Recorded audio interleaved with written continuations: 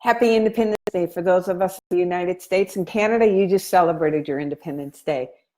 I want you to take a moment and think how over 200 years ago, almost 250 years ago now, there was a group of people who gathered together and gave themselves the gift of feeling the constraint that they were living under, to the degree that they became willing to give up everything in order to create freedom.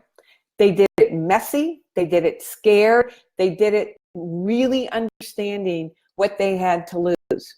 But they felt that constraint strong enough and sustained enough that that desire for freedom overrode all of the objections and fears and doubts and worries. And they gathered together, they put together a document that said, we're declaring our independence, we're declaring our freedom. And here we are, almost 250 years later, living in a much greater degree of freedom than anything that anyone could have probably imagined at the point in time. So my question for you, as we celebrate this week of Independence Day here in North America, what does freedom mean to you? What does it look like for you to truly live a life of freedom? For me, I define it as having the ability to live the way that brings me most alive, having the ability to bring my highest contribution in a way of ease and grace and true love and support.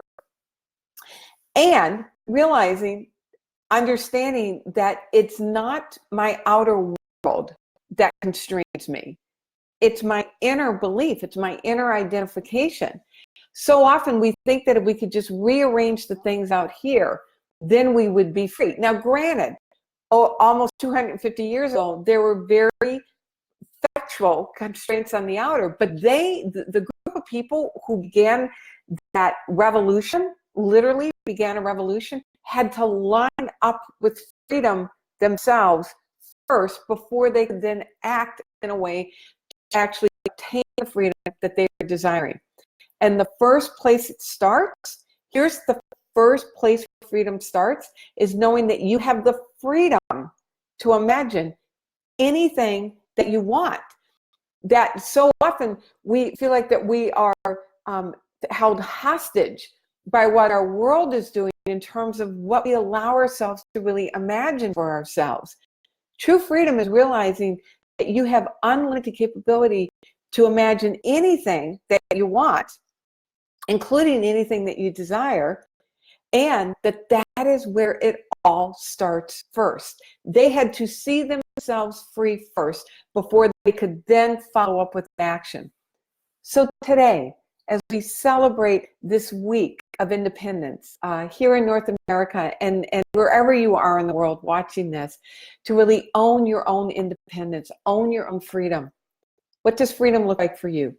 What's the picture of freedom for you? And know that the more you work with that, the more you identify with it, the bigger you're believing, the more confident, and the more you become willing then to act accordingly. So let's just take a moment and really celebrate our forefathers and mothers who had the awareness, courage, and willingness to step out in big, bold ways that now gives us the freedom here in North America to truly choose how we would love to live.